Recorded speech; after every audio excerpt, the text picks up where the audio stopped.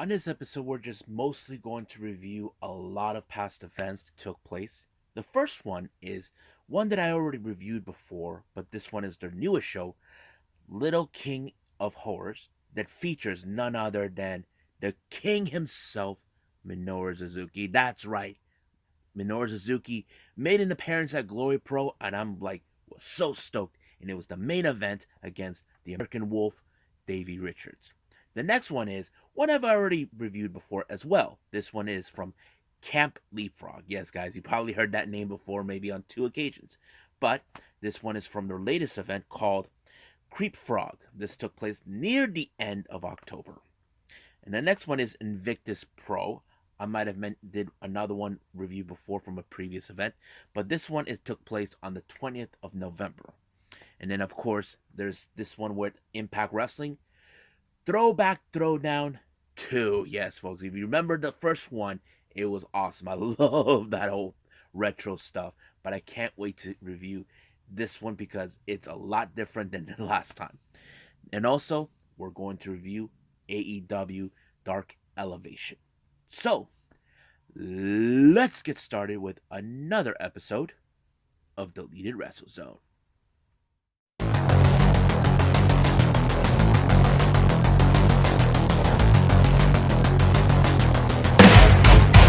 Are you ready?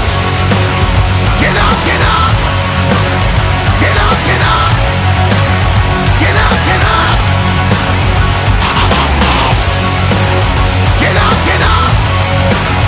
Get up, get up! Get up, get up!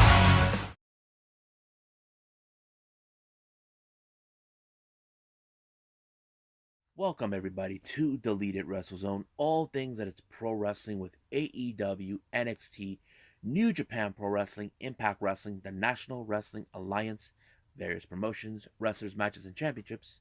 I am your host, J. Rod here. So, let's begin with Glory Pro. As you know, I mentioned this promotion maybe two episodes ago.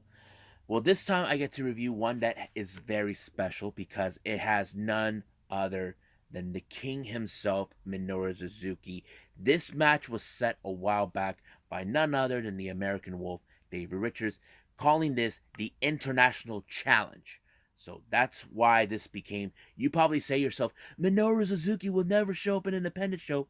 Uh, he's not officially with New Japan. He's a freelancer, so that means he can go with every promotion he wants. But I'll get to the match at the end of this segment. But right now, let's go from start to finish. It opened up with, of course, the former Crown of Glory champion himself, Jake Something, who was not too thrilled losing the title to Mike Outlaw. In the last one I mentioned, he actually lost to him, but this time he requested the match, and Mike Outlaw had no problem giving him another one because Jake Something thought he had everything under control. But this match didn't felt like much like a rematch. It just didn't feel like the same one for me when they first fought for this title. But it was great. It was good. Not one of the best, but it just felt like it was short in my opinion. So, but however, it was Mike Outlaw that got retained the title. So I wouldn't say it was one of the best, but it was good. It was okay, but not right there like the first time. Next match, this one is a bit of a payback match. As you recall, Ethan Price was in a match against Rohit Raju for the Midwest Territory Championship, but Paco decided to beat the crap out of him before the start of the match. However, did not help him to win the match to get the title, but he wanted a little retribution for what Paco did to him. Now, this match was more of a payback, and that's what had happened. But of course, what I don't know about Paco is he always had a trick up his sleeves, and from what I saw near the end, a mysterious figure showed up, kendo sticked Ethan, and of course, laying down on the ground, allowing for Paco to win, and it turned out it's his friend, Black Rose. I don't know if it's Christian Black Rose, I don't know who it is, but Black Rose showed up and gave him the helping hand. But there is a guarantee that we will see retribution from Ethan Price one way or the other. But if there's any more of the Glory Pro shows, hopefully I can review those. But if not, then I'll leave it as that. Next match, this is for the Unified Glory Tag Team Championships between challengers Halal Beefcake, consisting of Indris Abraham and Joe Collin, who were once the title holders, and they are challenging, of course, technical difficulties, Moses and Raheem the Suede. It was a very interesting match, not one of the best ones I've seen so far, unlike the one I saw the previous with no role models, but it was okay. But this is more of a, how Beefcake, they're trying to prove that they never lost the titles. They said that I think Joe Coleman, he got injured and he had no other choice but to relinquish the title. So that's more like trying to regain championships that they didn't lost. But however, it was um, Moses that put Idris in a, the Boston Crab to force him to tap out, which he did. So basically, he had no other choice.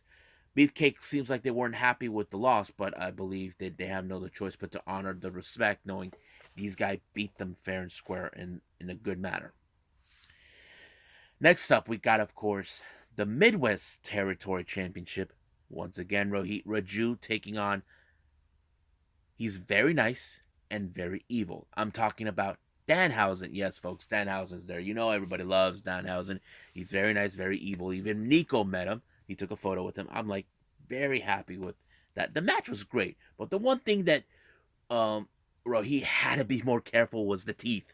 You know how Danhausen has those teeth in his jar, and that kind of puts him in a predicament.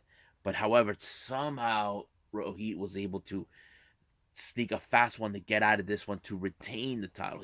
He has no intentions to losing this title one way or the other. So that is something we are fully aware.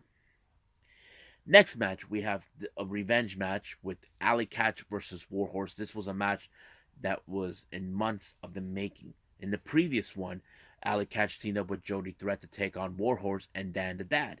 But however, Alley Catch and Jody Threat won that match. But Warhorse was in a one-on-one match. He didn't have like that same energy where he's having a good time being Warhorse. It was more like he's taking this seriously, knowing that Alley Catch turned on him, and now it's more payback. Everything seemed was going great in the first part of the match, but it ended in a disqualification. But Warhorse wasn't gonna let her get away with it.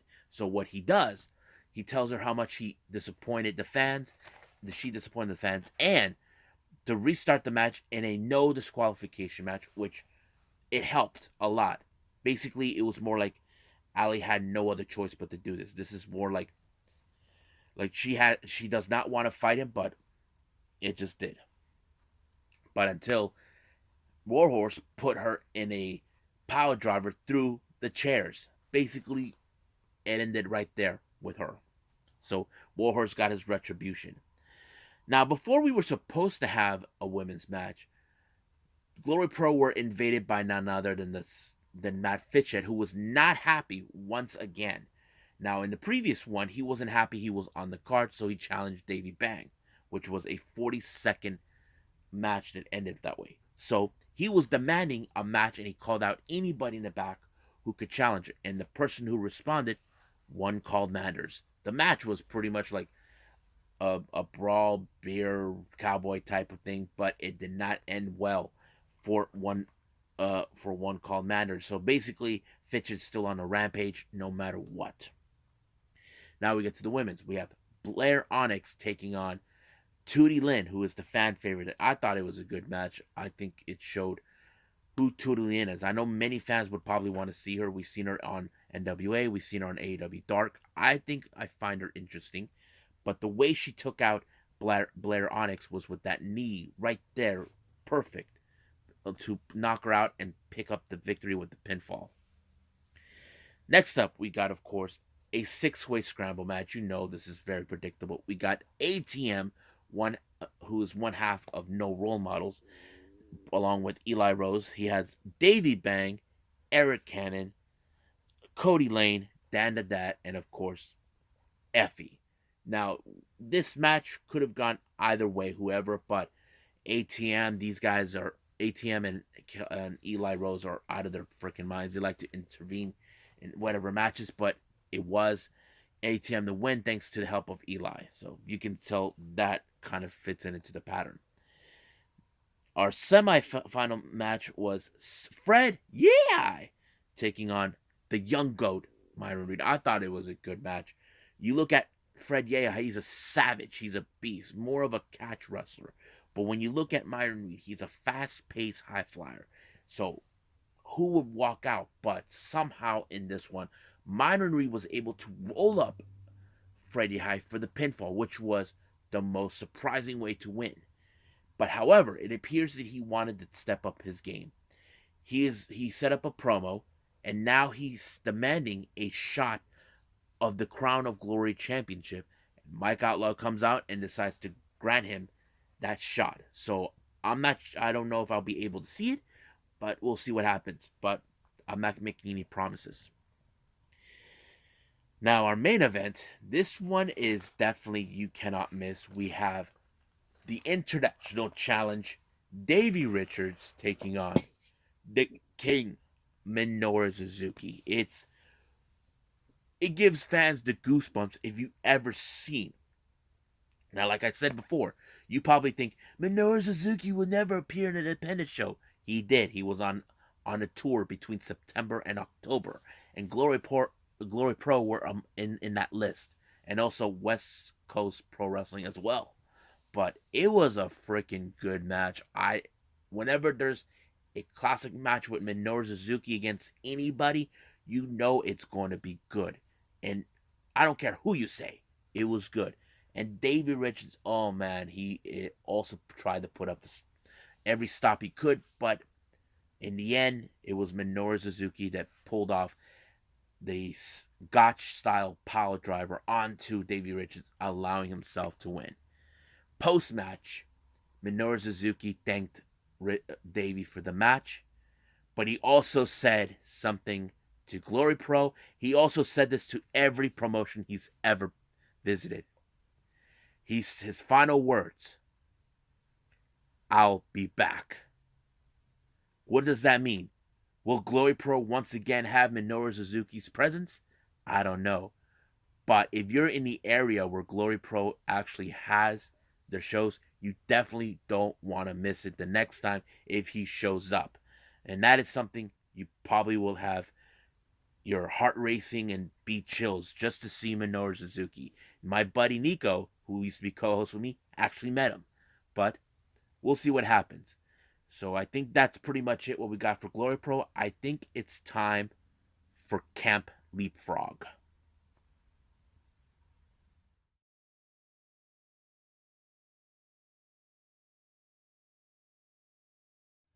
Okay, so our next review, this took place back in October 26th by Camp Leapfrog. This is more of a Halloween show. I know what you're thinking right now, but J-Rod, we're in December. Well, I haven't seen this one. But I will tell you this was a fun show for me because they added a bit of the scary Halloween type of show in their matches. There was no audience except the wrestlers themselves who were attending. So that kind of played out in its own way, but each story kind of fits into the whole thing. So let's start from the whole how this began. The outfielders were messing around counting candy, but one of these guys, he decided he finds a grave where it belonged to a guy named Cajun Crawdad.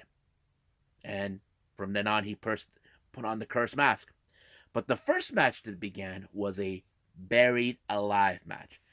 You're probably thinking, is this like the same thing with The Undertaker? Yeah, but not the same. But it's more like like maybe a shallow, empty grave that counts like a buried alive. It was between the Spoiler and CC Boost, the leader of the villainous faction known as the Drama Club. So basically, these guys are like the bullies of the group. They claim that they own the entire camp, that they run it, they are making the headways. So basically, it went from the ring all the way to a bit of a shallow grave that was open. And of course, the Spoiler got himself trapped in there. He lost the match when he was inside, buried alive. But CC Boost was about to burn him alive as well. Luckily for the Spoiler, he was saved by Max Zero, who's challenging the other members of the Drama Club. I'm talking about, what's their names? Adhan, Amada, and Special K. However, no one knows who was his tag team partner, and turned out to be this guy who calls himself Nemesis. Now, I don't. He showed up bringing one of those weed cutters. Looked like something scary out of a Halloween, that sort of thing. So they took the fight in the ring, but at some point, Special K removed Nemesis' mask, and it turns out it got a guy named McAllister or something like that, who is a deadly fighter, someone that they don't want to mess with. But however, CC Boost even came out from wherever part of the freaking scary forest he came from, help out his teammates, but it didn't do so well for him, so he was carried out by Nemesis, aka McAllister, and Max Zero was pinned. Special K for the 1-2-3.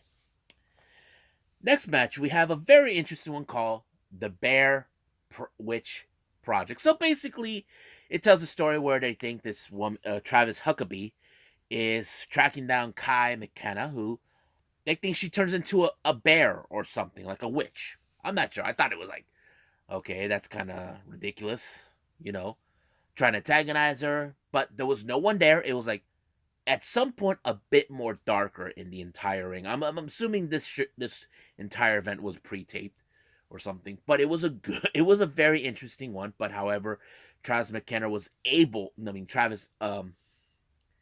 Huckabee was able to beat her by putting her in a submission. Referee called for the match, and he won.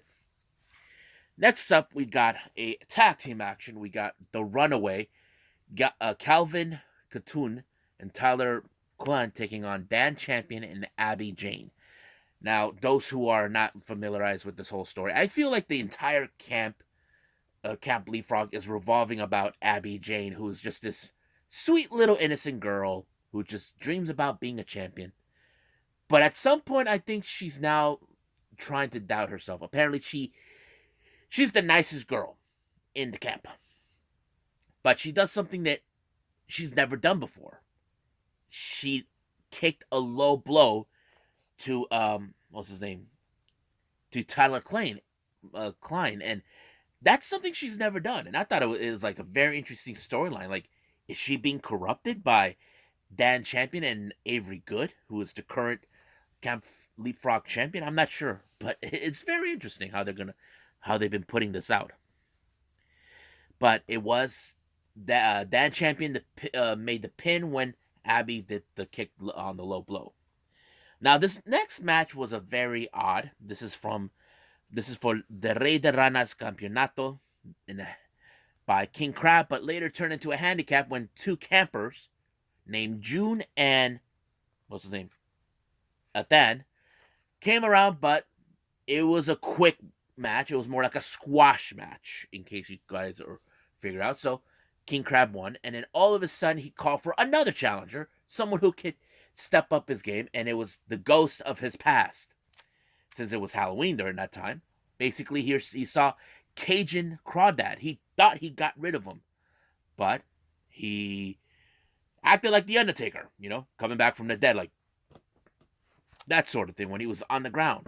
But he was able to remove the mask that belonged to Crawdad, and he found out it was someone else. Saw who it was. It was someone else who put on the mask. So it was a curse mask, basically what happened.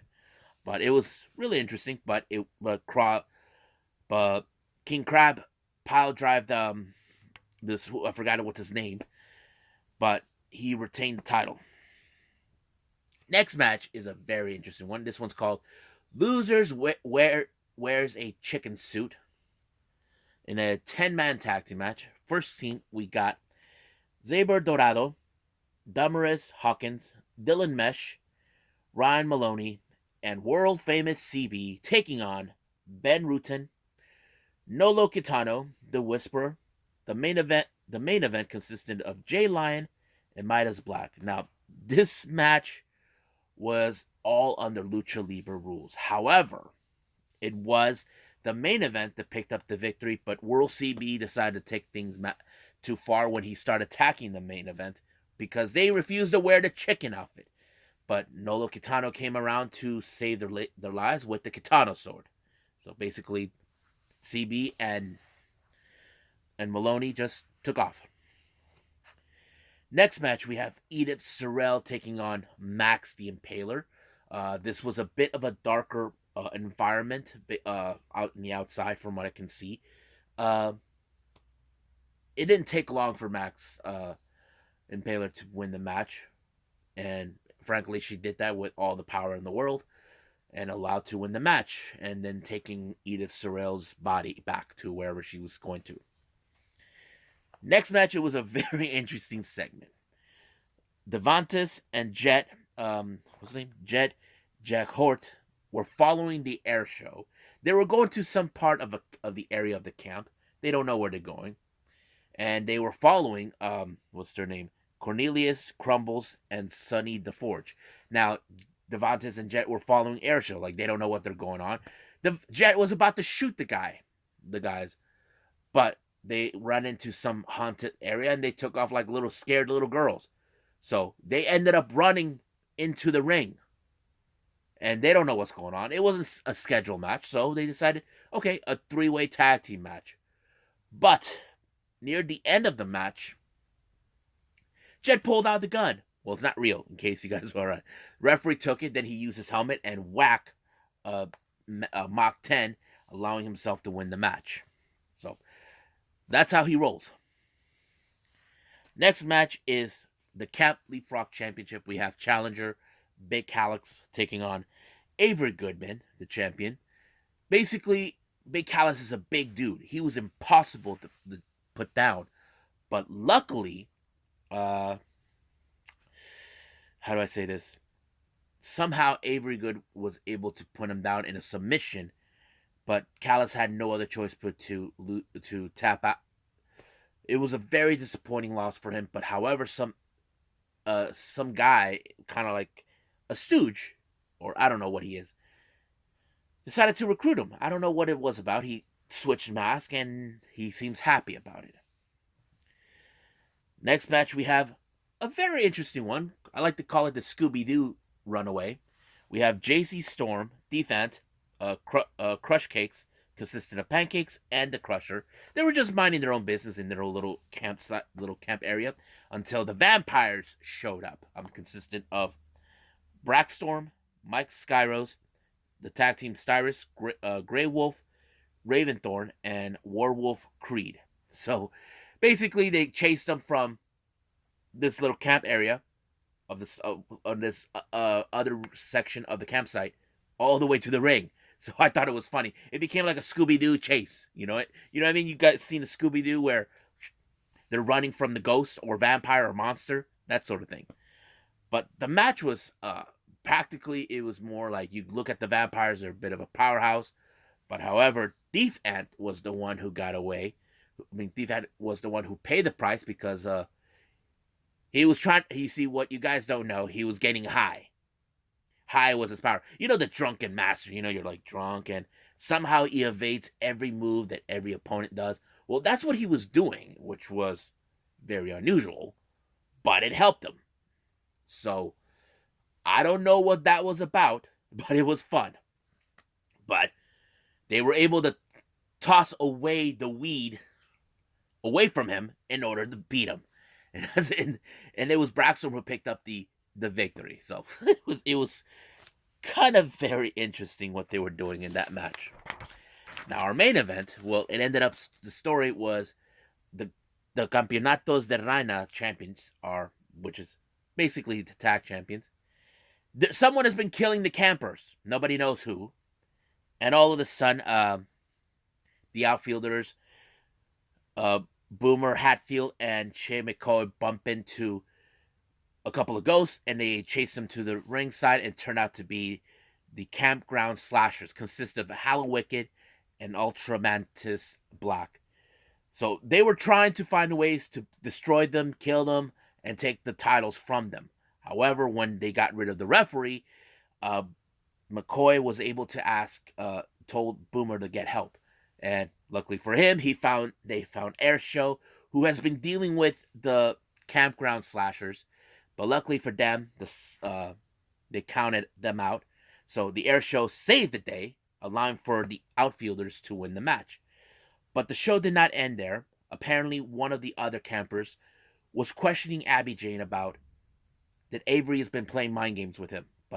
But the real question is when she will challenge for the title. But that's a question to remain, but we'll find out when. But right now, I think it's time to move on with Invictus Pro.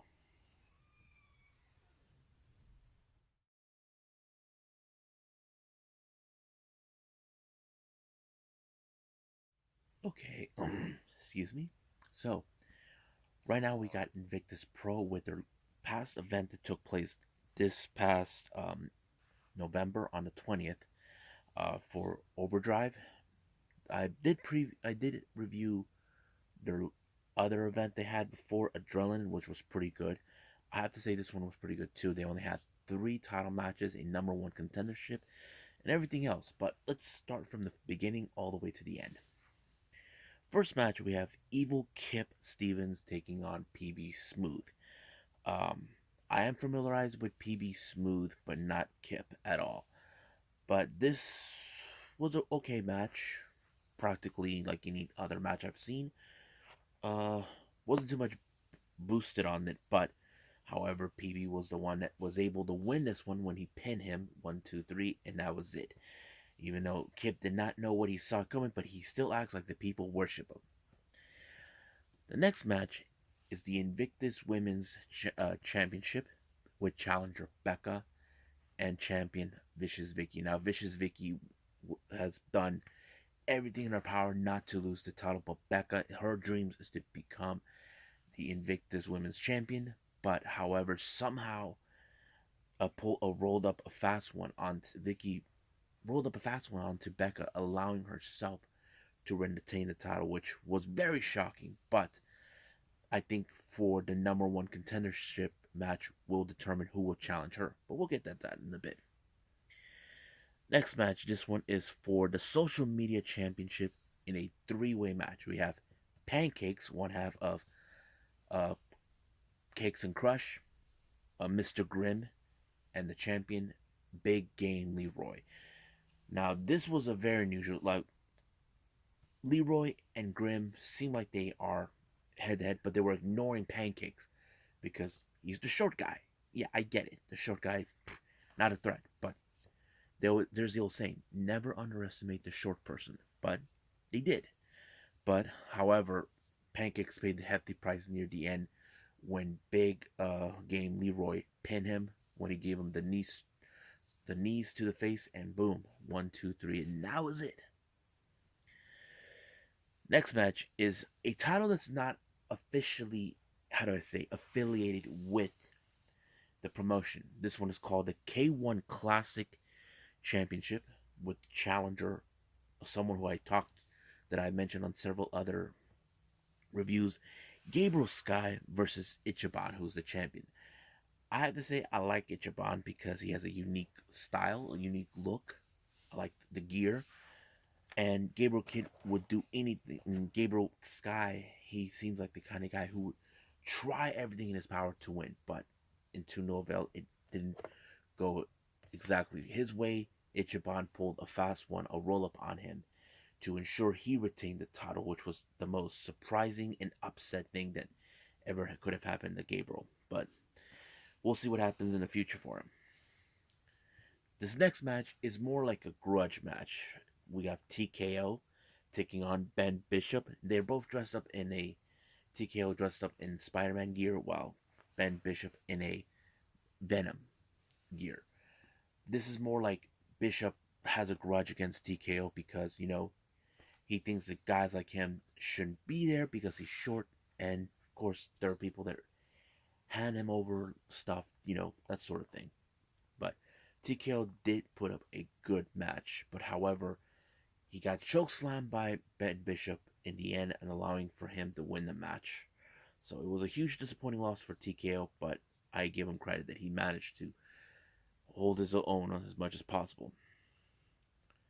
Now, this next match is for the Invictus Women's Championship number one contenders. We have Kai McKenna taking on ROH star Vita Von Star. I have to say this one is more of a vicious match because of Vita was more trying to win this match, but somehow um, McKenna was able to pick up a victory by pinning her quickly as possible near the end, and I think that showed she earned the right to be there. And I can't wait. Hopefully, they put most more stuff like this to see.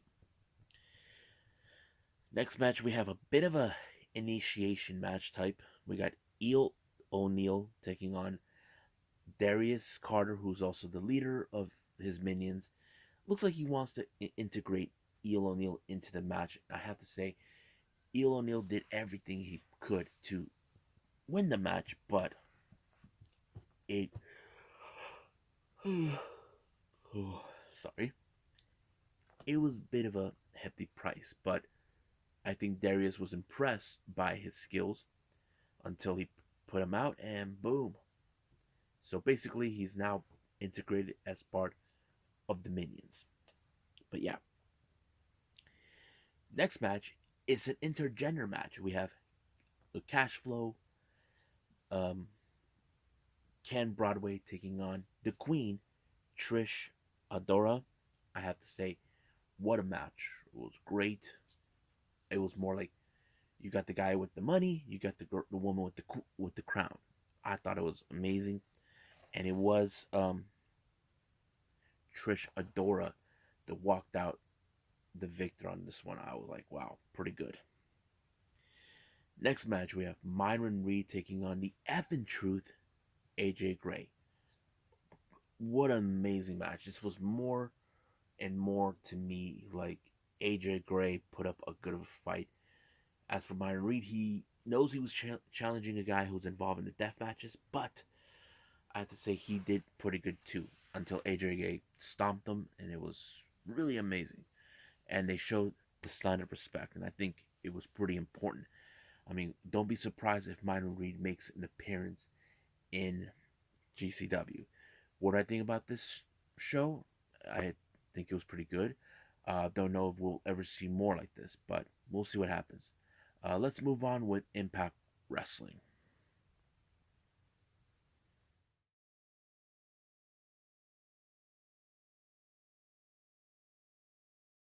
Okay, if you guys remember last year, Impact Wrestling put out this thing called Throwback Throwdown. Basically, it's more like the old school wrestling of the 1980s, which was pretty interesting, fun to watch. Many of the wrestlers played these interesting characters. So we got number two.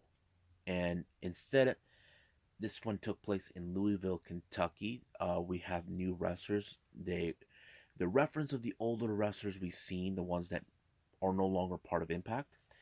It started out with the interview with Dexter Pennycoat, who it was told that Sex Ferguson, who is the current IP um, IPW Commonwealth Intercontinental Commonwealth Television Champion, was supposed to face against Muscle McGee, played by Brian Cage. Apparently, he got stopped in the border; he couldn't cross, and then again, uh, he was supposed to face as well.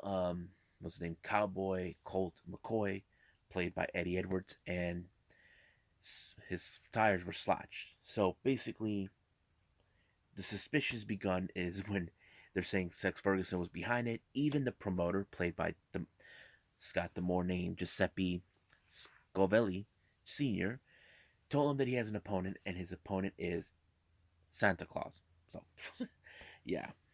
Now let's get to the first match on this one. We have Chad Too Bad, played by Carl Anderson, taking on Bill Ding. Yes, played by Trey Miguel. This was the same character he played last year. And it was a pretty good story. I think I enjoyed it. Of course, everybody knows who Chad Too Bad. You guys seen Talking Shop. You know what I'm talking about.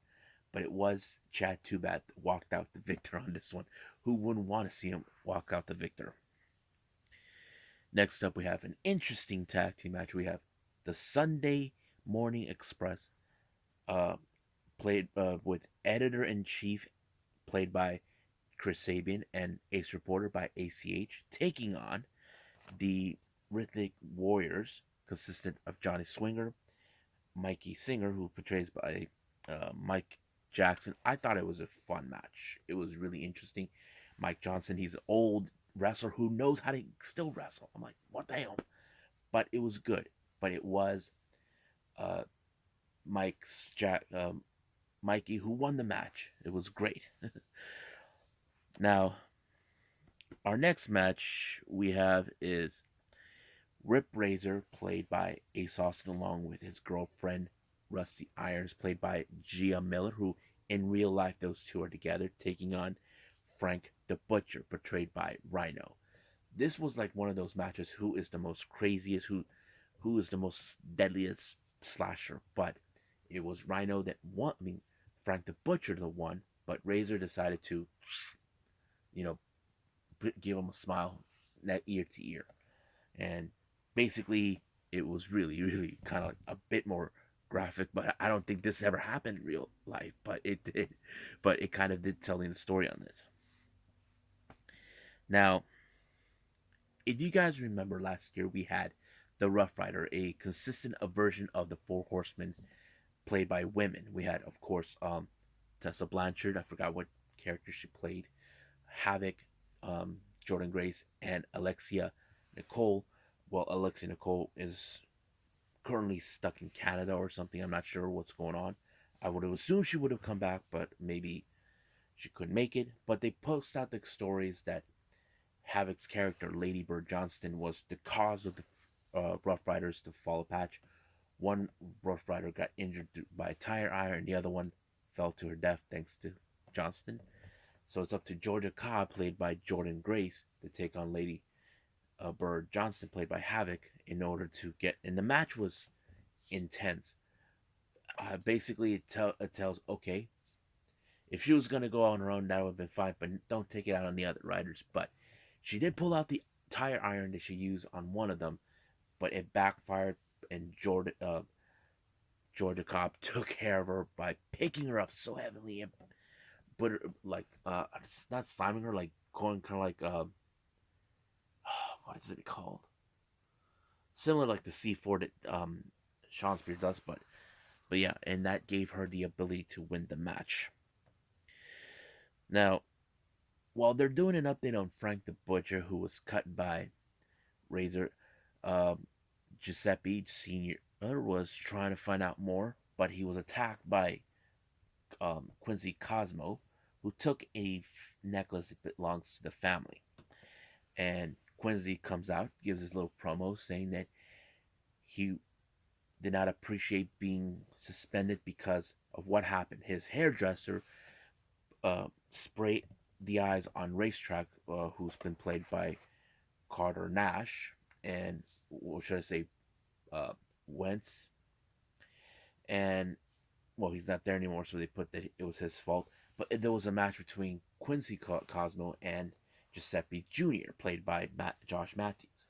I thought it was a very interesting match, and of course, Quincy took out the ref. The hairdresser tried to help, but Giuseppe Sr. showed up to give the helping hand. I thought it was fun.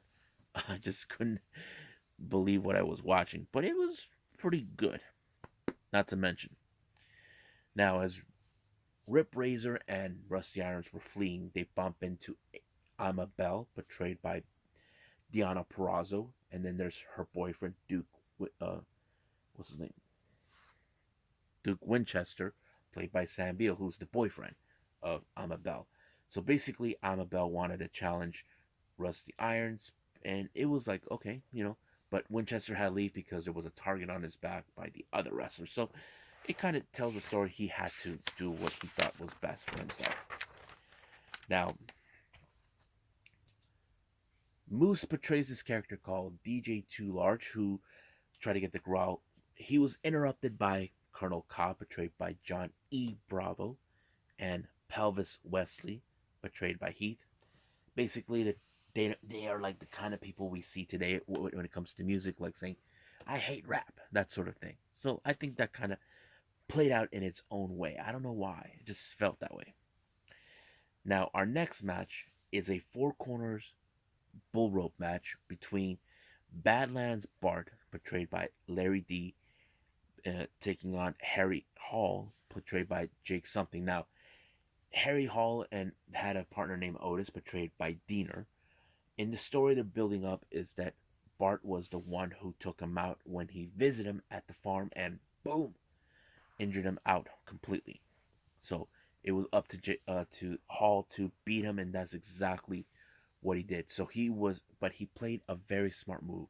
Hall decided to be Shadow, what's his name, Badlands, in order to win the match. So whenever Badlands hit the corners, so does he. So he was right behind him, trying to catch up until he moved them out of the way and allow him to win the match. I thought it was a genius move.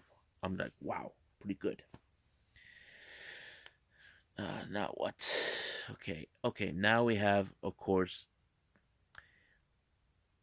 uh, I'm about taking on Rusty Irons. I thought it was a pretty interesting match for Diana Perrazzo to wrestle in a dress. I'm trying to think if there's anybody that done this, but I have to say she pulled it off very nicely until she put her that until Amabel took out Rusty Irons with knees up to the gut when she did like a cartwheel of sort. And but of course Razor did not take that kindly. He pulled out his little shank, but Frank the Butcher showed up, so saving the day. Now, the next match we have Timber, portrayed by Josh Alexander, taking on the tallest person, Eric Redwood, portrayed by W. Morrissey. So it's more like Timber thinks he can take on the tallest people, and that kind of tells us he did. I think because he's playing that character, like we always known, he is the one guy that we know he can take on the best that the world can offer. But yeah, until he got him good.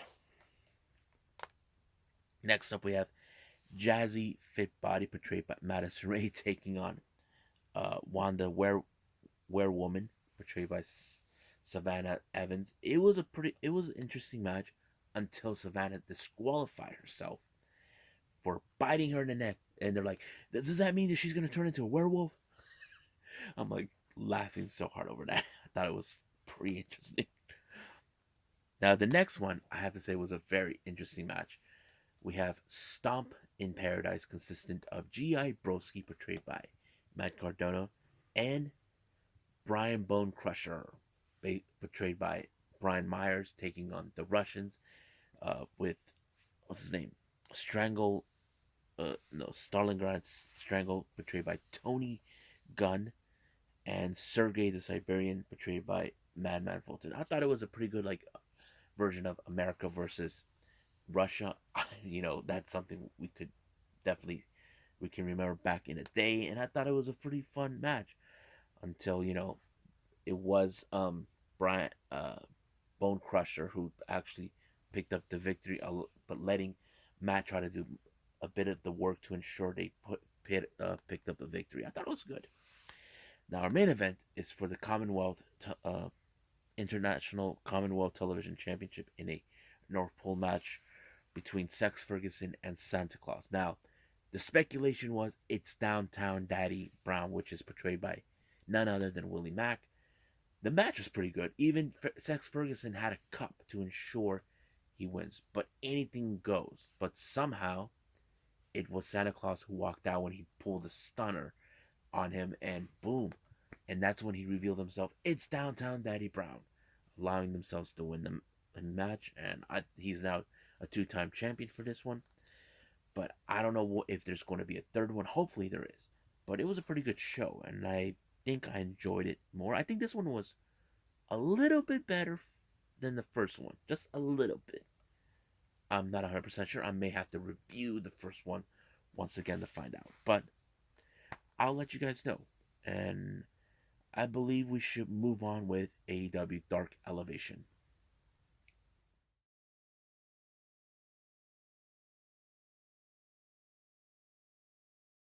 Alrighty then, so the last thing I'm going to review for all of you, this is AEW Dark Elevation. Only 6 matches, which comes to no surprise because certain times in Elevation they either go from less than an hour or maybe an hour, but in the past they did over 2 hours before. But this time it's only just 6 matches, and it's about less than an hour for this one. First match, we have the Bunny, Emi Sakura, and Nyla Rose, along with Vicky Guerrero, taking on, of course, a couple of, as we say, enhancement, no longer jobbers. Jessica James, Gigi Ray, Ladybug, Monroe. So I'm sorry, having a hard time reading my own handwriting. So anyway, this was a very easy match, but however, during this match, Ruby Soho was in commentary. Now, we all know why she's there. She's scouting her competition, which is Nyla Rose, who we all know those two are in the semifinals of the TBS Championship Tournament. So basically, you can tell she's trying to prepare. But, as you know, Nyla Rose is a force to be reckoned with. When she witnessed this, when she put one of the enhancement through a power bomb, or should we say the beast bomb, giving that intimidating look. So this is going to be a match that we definitely got to watch. Next match, we have Maddie Rinkowski, who we haven't seen for quite some time, but if you guys have seen her, she normally operates in certain promotions, much like Mission Pro Wrestling, where Thunder Rosa runs. Her opponent for today was Stir It Up, Red Velvet. As you know, Red Velvet has always been one of the most fastest wrestlers. She's very quick. She doesn't have that never quit, die, that sort of thing. But she finished Maddie up with the final slice, allowing herself to pick up a really good win. Next up, we got, of course, the Odd Couple, Chaos Project, Luther and Serpentico taking on Bear Country, Boulder and Bronson. As you know, this was a very interesting match, but however, it was Bear Country that put away Chaos Project one way or the other when they blasted Serpentico like a pancake. So basically allowing them to win. So now, here's what the thing is. Their win-loss record is 11-4. So that's very impressive. They were at one time they were made the top 4 tag team ranking, but Boulder got injured, so basically they have to start from scratch. Next up, the return of Andrade El Idolo taking on Kwon. We haven't seen Andrade since that the Philadelphia street fight match where Brandy Rhodes lit up the table on fire. So I thought that was one crazy match. But, however, I look at Andrade, he's more like, how do I say this? He's back with a vengeance, that sort of thing. But he did make a number on his opponent, Kwon, and put him in that sort of like arm lock that made it look very not easy for him to get out. But Kwon had no other choice but to give up. With to tell the ref, I give up. Next up, Thunder Rosa taking on Amber Rodriguez. You can tell this match was a little, not much intensified, but clearly Thunder Rosa is sending a message to her opponent, who also is in the TBS tournament semifinals, taking on Jade Cargill. But she did put Amber away by putting her in the Fire Thunder Driver. And finally, our main event, we got the Hardy Family Office, the Blade, Isaiah Cassidy, and Matt Hardy taking on the Dark Order, Stu Grayson, Evil Uno, and 10. I thought this was a really good combination to have these three together. As you know, they have been dealing with losses with the Family Hardy Office, but I feel that they finally got the right one. I look at these three guys, they seem like the more of the powerhouse of the group. But however, it was the teamwork that Dark Order were able to build up. At first, they had the Blade right where they wanted him. They both Evil Uno and Stu put on the final fatality until 10 put the Blade in the Nelson lock, and he was ragdoll. He was like a ragdoll who was passed out, allowing for Dark Order to win. So that's pretty much what took place, and I think we call it a day. Well, I hope you guys enjoyed this episode, me reviewing all of this. I know it's huge for me. Coming up, we got New Japan Pro Wrestling with the start of Road to the Tokyo Dome. As you know, we're getting closer and closer to one of their biggest events in their entire history, Wrestle Kingdoms. I'm like so stoked for that. And also, hopefully, we got NWA Power. We definitely got AEW Dark and NXT 2.0. So, as for now, I must bid all of you adieu. So, goodbye.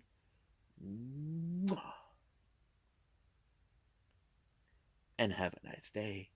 Bang.